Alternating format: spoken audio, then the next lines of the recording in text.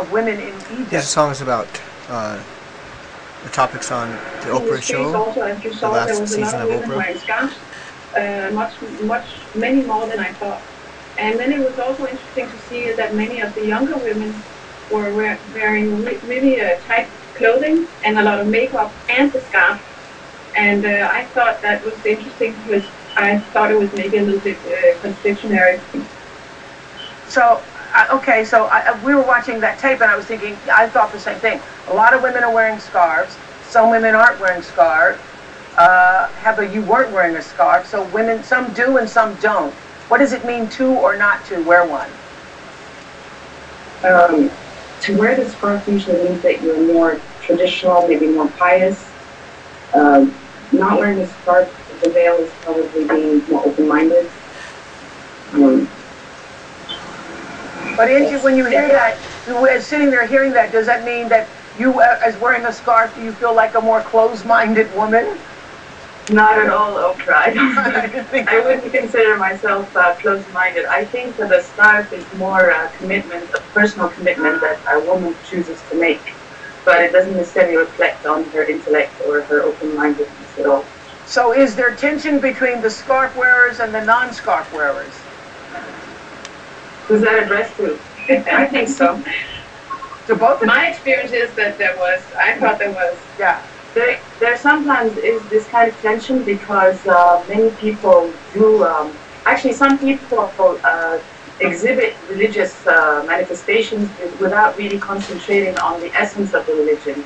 So there will be people who judge women for not wearing the scarf, although the basic tenet of religion would say do not judge anybody in the first place. Yeah, but does not wearing the scarf mean, could it be interpreted as a woman who doesn't wear it is more, you know, modernized, more contemporary, more... I don't think so. I don't think so. I don't think it means that at all. You find lots of people in the most westernized and, you know, kind of forward-looking, in a sense, communities who are veiled. And you will find women who are in very low socioeconomic strata, who are very traditional and conservative, who are not veiled. I don't think it's... So it runs across the gamut. It goes both ways. Yes, definitely. We have some tape on the scarf conversation. Take a look.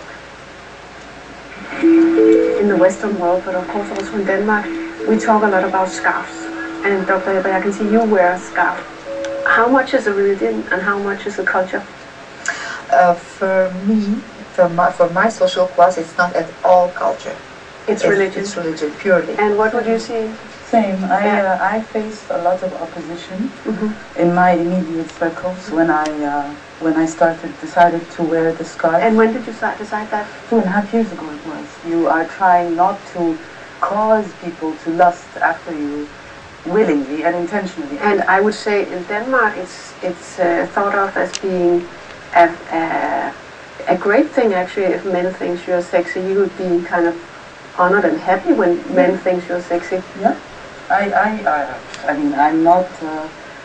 I'm a normal, healthy woman. If a man finds me attractive, I'm not unhappy at all. No. But I will not work on producing that. And are you going to wear a scarf someday, you think? No, never. I believe in my religion in a more spiritual sense. So for me, the headscarf doesn't mean anything for me.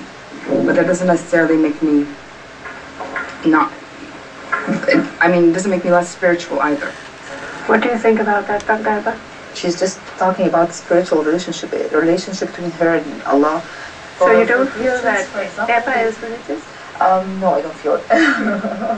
What do you think about that? See, I don't think so. I think that I'm a strong believer of my religion. In this society here, there is that strong contradiction. She's a strong believer in her religion. Say, you don't have to wear the veil and it's up to you, but there is a judgment on you if you don't. When we come back, Nana shows us what's inside an Egyptian house. In her religion. More on the scarf controversy. We'll be back. The scarf controversy. Coming up, meet a real-life mail-order bride from Ukraine. I wanted to marry someone so I could move to the United States. And later, we're off to India, where arranged marriages are the norm.